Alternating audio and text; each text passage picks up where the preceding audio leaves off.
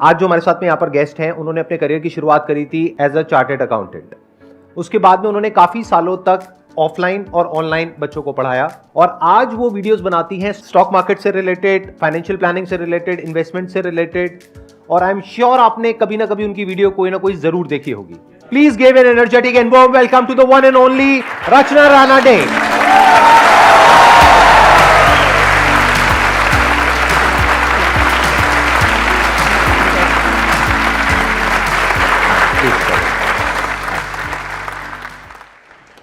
आज मुझे camera angle change हुआ ऐसे लग रहा है, क्योंकि अभी तक वो एंगल से देख रही थी आपके जितने भी वीडियोस देखे।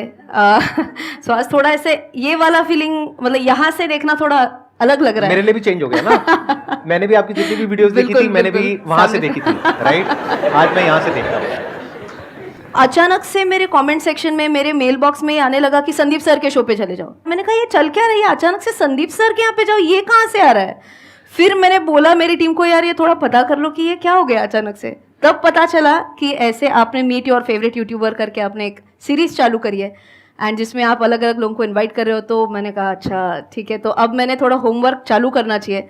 तो उसके बाद मैंने आपके टोटल 14 ये वाली सीरीज़ में जितने भी वीडियोस आए हैं वो 14 दिन से, मतलब मैं रोज सिस्टमेटिकली एक एक दो टाइम निकाल के देख रही हूँ। एसआईपी में मेरे सर भी यहाँ पे आए हुए हैं, तो वो शायरी बहुत अच्छे कर लेते हैं। अच्छा, अरे नमस्कार जी। और आपके हस्बैंड भी आए हुए हैं? बिल्कुल बिल्कुल, नमस्कार जी। एक यूजुअली हमारे पास बहुत कमेंट आता है स्पेशली फीमेल्स की तरफ से कि हमारी जो फैमिली है वो हमको सपोर्ट नहीं करती है, हमारे हस्बैंड हमको सपोर्ट नहीं हमारे हस्बैंड नहीं, मतलब मेरा हस्बैंड मेरे को सपोर्ट नहीं करता है। तो आपके हस्बैंड का क्या रोल है इसमें? I am so lucky I can say to have a partner like Akshay, क्योंकि डे 1 से आज तक वो हमेशा मुझे सिर्फ प्रेस करते हैं कि जब भी मैं आगे बढ़ती हूँ तो बोलते हैं कि you just go on, I am there for the support, जो कुछ भी सपोर्ट चाहिए मैं दूंगा। 10 साल इसने जर्मन एमएनसी में जॉब किया था एंड आज उसने जॉब छोड़ के, क्योंकि मुझे सपोर्ट की जरूरत है, टीम बढ़ती जा रही है। We have a team of almost 20 people right now. हाँ जी, तो घर का कोई है तो why not. So he has now left his job and we are doing this together now. क्या बात है, let's give big hand for both of them.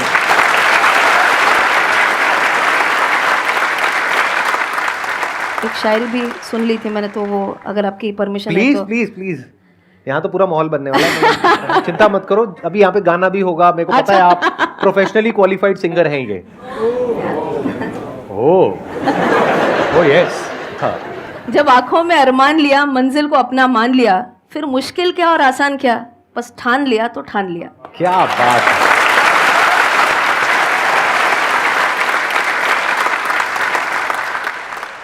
Actually ma'am 5 साल से मैं इन्वेस्ट कर रहा हूँ, तो बहुत ज़्यादा ग्रो नहीं कर पा रहा हूँ क्योंकि इंडेक्स ऊपर जाता है फिर नीचे आ जाता है।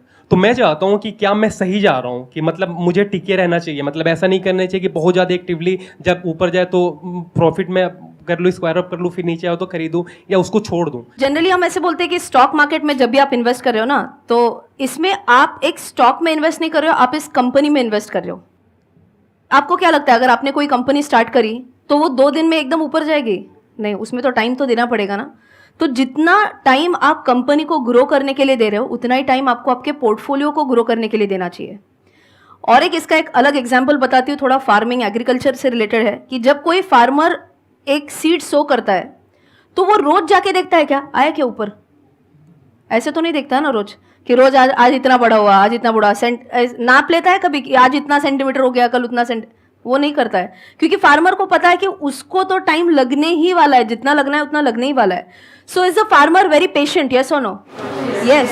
Similarly if you want to bear the sweet fruits of whatever you have sown, जितना भी आपको अगर उसका असली मजा लेना है तो आपको उतना पेशेंट रहना ही पड़ेगा। जितना ज्यादा आप उसमें टिके रहोगे उतना ही आपको ज्यादा फ्रूट्स मिलेंगे। तो जब आप शायद आपके बेटे को, जब वो ग्रेजुएशन कर रहा होगा, तब आप वो बता पाओगे कि जब मैंने स्टार्ट किया था तब काफ़ी ऊपर नीचे मेरा पोर्टफोलियो होता था, बट फिर भी I stuck to my plan. मैं धीरे धीरे इन्वेस्ट करते चला गया और देखो आज उसका एक बहुत बड़ा पेड़ बन गया। आप में से कितने लोगों को ऐसे बुरा लगता है, यार काश मेरे पापा ने, काश मेरे दादाजी ने ये इन्वेस्ट किया होता था, आज मेरी लाइफ सेट होती थी यार। है ना? तो आप चाहते हो आपके बच्चों को बुरा ना लगे? Exactly, that is what I was coming to, that is exactly what I was coming to, कि आपके बच्चे, आपके पोते पोती, वो भी आपके बारे में यही बोलेंगे, यार कैसे दादा दादी मिले, यार कैसे मम्मी पापा मिले। और आपकी तो फोटो भी आने वाली है सेशन में। वो देख करके स्क्रीन के ऊपर गालियां निकालेंगे, बिल्कुल। थूकेंगे, ये कैसा दादा है, कैसी नानी है ये। सेशन अटेंड किया रचना जी के साथ में और उसके बाद भी नहीं किया, ये कोई बात हुई? आप पुणे से हैं, मैं भी मुंबई से थी, अब दिल्ली शिफ्ट हो गई हूँ, तो मुझे ऐसे मन कर रहा है कि मैं आपसे मराठी में बात कर लूँ, काफी दिन हो गए। व्हाई नॉट, इनका एक Why मराठी not, का why चैनल not? भी है, हाँ बिल्कुल बिल्कुल। उसको आप बस ट्रांसलेट कर दीजिएगा जी, ताकि जी, बाकी बिल्कुल, सबको भी बिल्कुल। समझ आ जाए। Definitely. That works for you? हाँ हाँ, नो प्रॉब्लेम, प्लीज।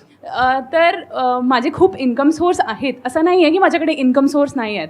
माझ्या हस्बंडकडून पण येतात, त्यांचे बिझनेस आहे, मी पण कामं करते, पण कुठेतरी मनात असा भीती वाटतो की नाही बाबा मी नाही करू शकत. पैसे बुडले तर काय हां, करणार? तर काय करणार? Correct correct. मैं कोशिश करूं ये समझने की, क्या जो बात बोला है। गया है। मुझे थोड़ा थोड़ा समझ में आया है, मैं कोशिश हाँ। करता हूँ। आप क्या ये कह रहे हैं कि आपके जो फैमिली में मतलब आपके हस्बैंड है और आप इन्वेस्ट करते हैं, या मैं बकवास कर रहा हूँ? मैंने ऐसा कहा कि मेरे पास इनकम सोर्स है, मैं इन्वेस्ट भी कर सकती हूँ, मेरे पास नॉलेज भी है, बट कहीं ना कहीं डर होता है अंदर कि मेरे पैसे डूब तो नहीं जाएंगे। ये सारी चीज़ें सोचकर मैं एफडी सोचती हूँ, एफडी कर लूँ, लेकिन स्टॉक मार्केट में डर लगता है। आई थिंक ये सबकी प्रॉब्लम है और सब एग्री करेंगे कि इस क्वेश्चन का आंसर दिया। कितने चाहते हैं कि इस क्वेश्चन का आंसर दिया जाए? सब चाहते हैं कि इस क्वेश्चन का आंसर दिया जाए, तो इस पे हम आराम से टाइम लगा सकते हैं इस question पे। Definitely, definitely. हाँ, आप बताइए कि मतलब ये एक डर होता है क्योंकि हमारे जो पेरेंट्स हैं वो लोग भी कहते हैं एफडी सेफ है, एफडी करा लो, स्टॉक मार्केट में क्यों जाना है, पैसा डूब गया तो, और रोज हम देखते हैं ऊपर नीचे होता रहता है। तो this is a very important question, please आप इसका आंसर दीजिए। कितने लोगों को ऐसे जेन्युइनली लगता है कि स्टॉक मार्केट ये एक ही ऐसा एसेट क्लास है जिसमें पैसा डूबने का डर है? आपको लगता है रियल एस्टेट में पैसा डूब सकता है? आपने प्रॉपर्टी में इन्वेस्ट किया, पैसा डूब सकता है? यस और नो? यस। गोल्ड में आपने पैसा इन्वेस्ट किया, डूब सकता है? अच्छा, हाँ, मैं थोड़ा सा क्वेश्चन ट्वीक करती हूँ, वापस से वही क्वेश्चन पूछ रही हूँ। 1 से 2 साल में रियल एस्टेट में आपने जिस दाम पे इन्वेस्ट किया था वर्सेस आज उसका जो दाम है, कम हो सकता है क्या? हो सकता है। गोल्ड में? Everyone please watch my channel guys. Why are you saying no? हो तो सकता ही है ना। सिल्वर का दाम 1-2 साल के अंदर कम हो सकता है? ये अच्छी बात है, सिल्वर के लिए हाँ बोल रहे हो, गोल्ड के लिए नहीं बोल रहे हो आप।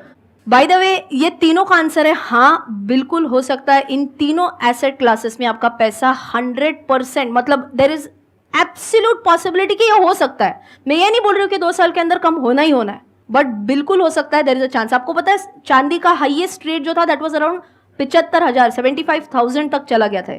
आज उससे कई ज्यादा नीचे, ऑलमोस्ट 20% नीचे है ये। तो सबसे पहली बात मन से क्या निकालनी है आपको? डर। क्योंकि स्टॉक मार्केट ही ऐसे एक एरिया नहीं है जिसमें पैसा डूब सकता है। कई सारे ऑप्शन है आपको पैसा डुबाने के लिए, है ना?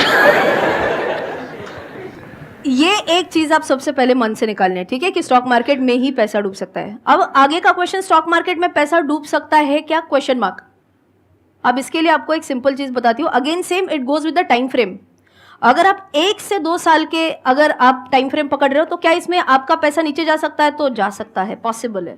बट अगर मैं 1 से 2 के बजाय 10 से 20 साल बोल रही हूँ तो the probability of you losing money is almost negligible.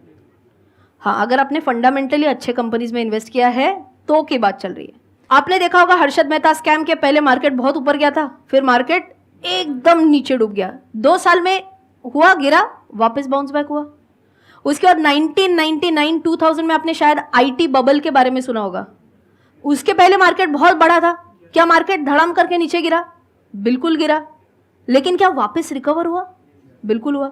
उसके बाद अगर मैं 2007-8 के बारे में बात कर रही हूँ, 8 में because of the Lehman brothers crisis क्या मार्केट गिरा? मैंने बोला ऐसा ऑलमोस्ट 40% से गिरा था 3-4 महीने के अंदर। वापस बढ़ा, हाँ या नहीं? कोरोना के टाइम पे क्या मार्केट गिरा? क्या वापस बढ़ा? क्या उससे भी कहीं ऊपर गया? सो बेसिकली स्टॉक मार्केट में यह है कि शॉर्ट टर्म में डरना है तो आप डर सकते हो, लेकिन अगर आपने सोच के रखा है कि मैं इस स्टॉक में लॉन्ग टर्म के लिए इन्वेस्ट करना चाह रही हूं तो इसमें डरने की बिल्कुल बात ही नहीं है। आप अगर लॉन्ग टर्म में देखोगे ना तो निफ्टी का चार्ट देखो, सेंसेक्स का चार्ट देखो, ऐसे ऐसे ऊपर ही हमेशा गया। कभी भी आपने, जितने भी लोगों ने अगर कभी निफ्टी सेंसेक्स का चार्ट देखा है, has it gone like this downward या upward? In the long term. जैसे अगर आप 20 साल पहले देखोगे तो सेंसेक्स था अराउंड 3000 के आसपास, बिल्कुल। और आज है 60,000 के आसपास, तो 20 गुना हो गया ना। अगर आप उसको रिटर्न वाइज कैलकुलेट करो तो दैट्स अराउंड 16% के रिटर्न। यहाँ पे जो चीज समझने, मैं थोड़ा ऐड करूं, बिल्कुल सर, बिल्कुल बिल्कुल है ना। तो इन्होंने बहुत अच्छी बात कही, ऊपर नीचे तो कहीं भी हो सकता है, बट आपको ये देखना है कौन सी एसेट क्लास ऐसी है जो लॉन्ग टर्म में बाकी सब एसेट क्लासेस को आउट परफॉर्म करती है। यानी जहां पर अगर आप पैसा लगाओगे तो आपके पैसा बनाने के चांसेस सबसे ज्यादा हैं। और ये आपको देखना है not based upon your intuition और योर गट फील, या फिर आपको क्या लगता है या किसी को क्या लगता है, बट बेस्ड अपॉन डेटा। पिछले 10 साल का डेटा देखो, 20 साल का देखो, 30 साल का देखो, 40 साल का देखो, तो वो डेटा अपने आप बोलेगा आपको कि कौन सी एसेट क्लास ऐसी है जो आउट परफॉर्म करती है बाकी सारी एसेट क्लासेस को। आपने एफडी की बात करी थी, एफडी में अगर आपने 20 साल पहले इन्वेस्ट किया होता तो एवरेज आउट कर दो, कम ज्यादा होता रहता है, तो 7-7.5% की रिटर्न आप पकड़ सकते हो, मैक्सिमम 8% की पकड़ लोगे। यहां कितनी आई? 16% की। तो 8 और 16 में बहुत फर्क होता है। ये देखने में आपको सुनने में लगेगा अच्छा 8% का ही तो फर्क है। कंपाउंडिंग को बीच में ले आओ तब आपको समझ आएगा, द मैजिक ऑफ कंपाउंडिंग बोलते हैं उसको। इस पे आई एम श्योर आपकी कोई ना कोई वीडियो जरूर होगी। द पॉइंट इज यहाँ पे दो चीजें समझने वाली है। एक तो ये कि आप स्टॉक मार्केट को स्टॉक मार्केट मत बोलो, घर में हम यही सुनते आए हैं, शेयर बाजार, सट्टा बाजार, राइट, यही सारे वर्ड्स हमने सुने हैं। स्टॉक मार्केट को आप ऐसे देखो कि आप बिजनेस पे पैसा लगा रहे हो। जैसे मेरा बिजनेस है, मेरे बिजनेस में अगर आपको शेयर होल्डिंग मिलती है, पैसे लगाने को मिलता है, क्या लगाओगे या नहीं लगाओगे? कितने लगाने को तैयार हैं? अरे तो मेरे प्यारे भाइयों और बहनों, टाटा है, बिरला है, कोटक है, वो मेरे से ज्यादा अच्छे एंटरप्रेन्योर्स हैं, उनका बैकग्राउंड देखो। आप बस मेरे से इन्फ्लुएंस हुए पड़े हो, but as an entrepreneur there are far better entrepreneurs than me in India and across the globe. अरे उन पे पैसा लगाओ ना। अभी जो आपकी वैल्यू फॉर मनी है, जो 10,000 की आज वैल्यू है, वो आने वाले 10 सालों बाद वो 10,000 1 लाख के बराबर होगा। उसको कैसे आप आइडेंटिफाई करो कि मुझे इतना इन्वेस्ट करना चाहिए तो फिर आगे जाके मुझे इतनी अमाउंट मिलनी चाहिए। वो ऑब्वियसली आप एक्सेल शीट्स के थ्रू कर सकते हो सारी चीज़ें, यूट्यूब पे आपको बहुत सारी चीज़ें मिलेंगी, लेकिन आप उसको बिलीव कैसे करो? आप अपनी कैलकुलेशंस ठीक नहीं कर रहे हो, आप पहले तो कैलकुलेशंस ठीक करिए। ऐसे बहुत सारे आपको कैलकुलेटर्स मिल जाएंगे ऑनलाइन, गूगल पे आप जा करके सर्च करिए। तो इन्फ्लेशन अगर है 6-7% की, तो आज अगर आपका 1 लाख रुपए है, उसकी वैल्यू 20 साल बाद के 3 लाख के बराबर होगी। आई थिंक 3 टाइम्स के आसपास जाएगा, हो सकता है 3 टाइम्स के आसपास जाएगा। तो अगर आप 3 गुना के ऊपर रिटर्न जनरेट कर पा रहे हो तो आप पॉजिटिव में हो, इन्फ्लेशन को आप बीट कर पा रहे हो। तो अगर आपने एफडी में कराया तो 3 लाख के आसपास ही आपने बनाया, तो ना आपने पैसा कमाया ना गंवाया, सेम है, सेम ही रहा ना। तो पैसा नहीं बढ़ा, तो अल्टीमेटली तो आपने गंवा ही दिया ना। तो आपको कितना चाहिए? 10 गुना या 20 गुना। 10 गुना कैसे आएगा? जब 12% की रिटर्न आएगी। सब जो मैथमेटिकली चैलेंज यहाँ पे जो बैठे हैं ना सर, उनके चेहरे पे मुझे ऐसे वो मेरा शुरू से मैथ्स में बहुत इंटरेस्ट रहा है, मेरे दिमाग में ना नंबर्स घूमते रहते हैं और मैं बड़ी तेजी से कैलकुलेशंस कर लेता हूँ। मतलब आप मेरे को कोई भी वो दोगे ना, कोई इक्वेशन या कुछ भी, तो मेरे को पैशन है, I am passionate about numbers. वो तो बेचारा अभी भी उस सदमे से बाहर नहीं आया, देखो। कोई उबासी तो नहीं ले रहा ना? नहीं, वो बस आप ऐसे ये देख सब रहा जो है। मैं कह रहा हूं ना, आप जा करके किसी भी कैलकुलेटर पे वेरीफाई कर सकते हो कि जो मैं कह रहा हूं वो सिर्फ थ्योरेटिकल बातें हैं या प्रैक्टिकली वो वेरीफाई हो पा रहा है। मोटा मोटा आपको अपने पैसे को 20 साल में 3 गुना से ज्यादा बढ़ाना है। इन अदर वर्ड्स कि जो पैसा आपको शॉर्ट टर्म में चाहिए, अगले 1 साल में, 2 साल में, 5 साल में, 10 साल में, उसको मत घुसाओ स्टॉक मार्केट में।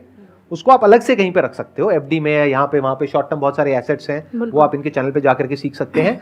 लॉन्ग टर्म अगर आप कुछ करना चाहते हैं तो स्टॉक मार्केट से बेटर ऑप्शन, यानी म्यूचुअल फंड्स, इंडेक्स फंड्स, इससे बेटर ऑप्शन क्या है, ये मुझे अभी तक पर्सनली समझ नहीं आया है। अगर आपको आया है तो प्लीज आप नहीं, बता दीजिए। बिल्कुल बिल्कुल सही बोल रहे हैं। To sum up this entire discussion, I think एक ही बात बोलूंगी, लॉन्ग टर्म के हिसाब से अगर आप सोचोगे तो एक ही ये सेंटेंस ध्यान में रखना है कि इंसान हो या स्टॉक मार्केट, आखिर जाना ऊपर ही है।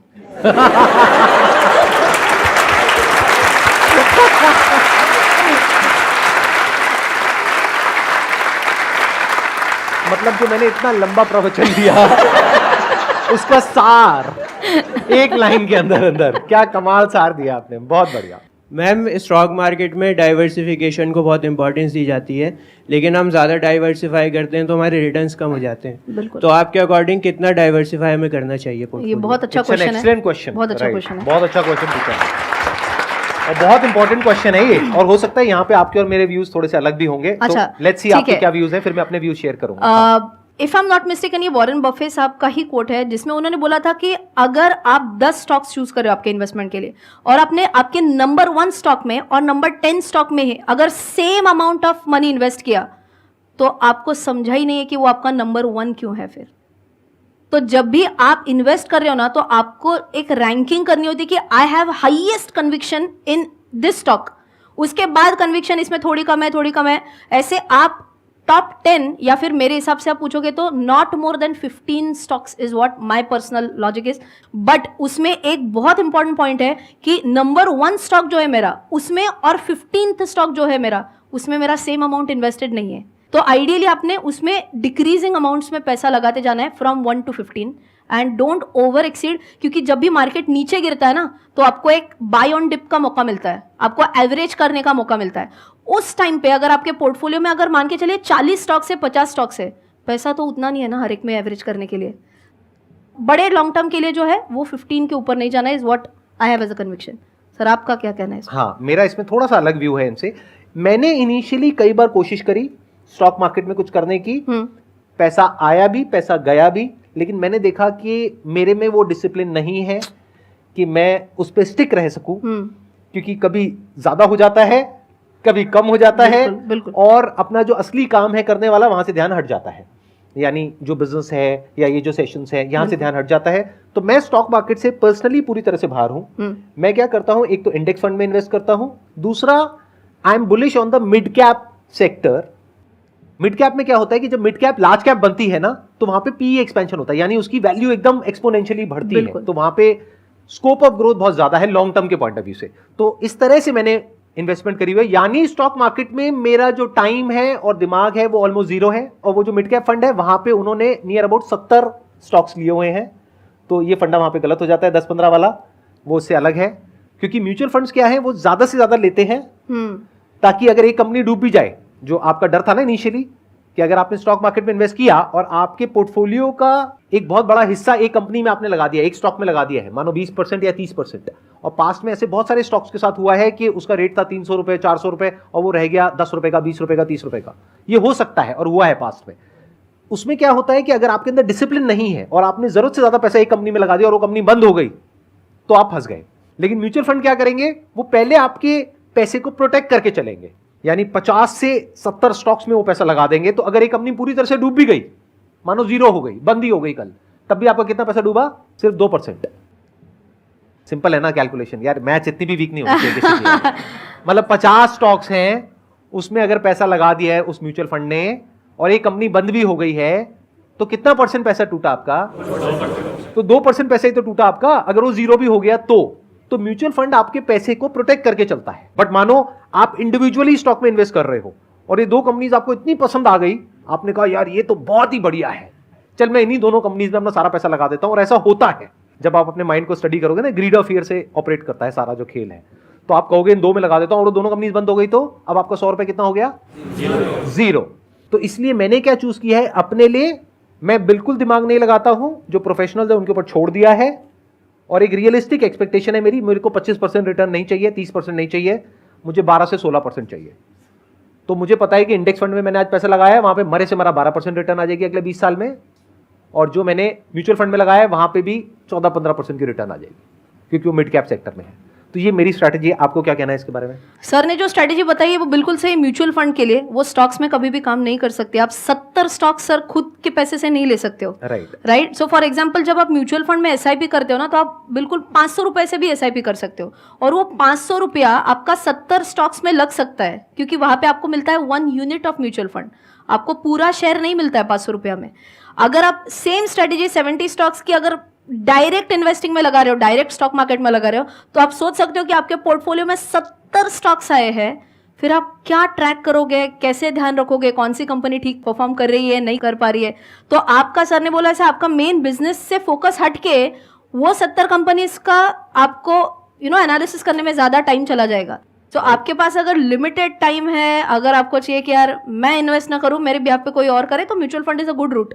बट जिनको वो चाहिए ना, यार मैंने किया था, स्टॉक मैंने सिलेक्ट करा था, वो म्यूचुअल फंड से कभी नहीं आता है। वो आपको सिर्फ स्टॉक मार्केट से आएगा। तो अगर आपके लिए सेफ्टी ज्यादा इंपॉर्टेंट है तो म्यूचुअल फंड और इंडेक्स फंड एक रूट है, रिटर्न ज्यादा इंपॉर्टेंट है तो स्टॉक मार्केट डेफिनेटली एक रूट है।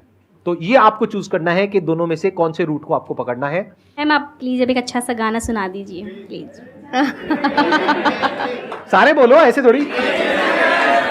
जैसे हर एक सिंगर बोलता है ना कि आज मेरी आवाज़ थोड़ी ठीक नहीं है। ठीक नहीं है तो इतनी अच्छी है, ठीक होती तो पता नहीं क्या होता, अच्छा। बारिश हो जाती। हाँ। तो आपने वो कॉन्फिडेंस वाला सवाल पूछा था, उसी से रिलेटेड गाना गा देती हूँ।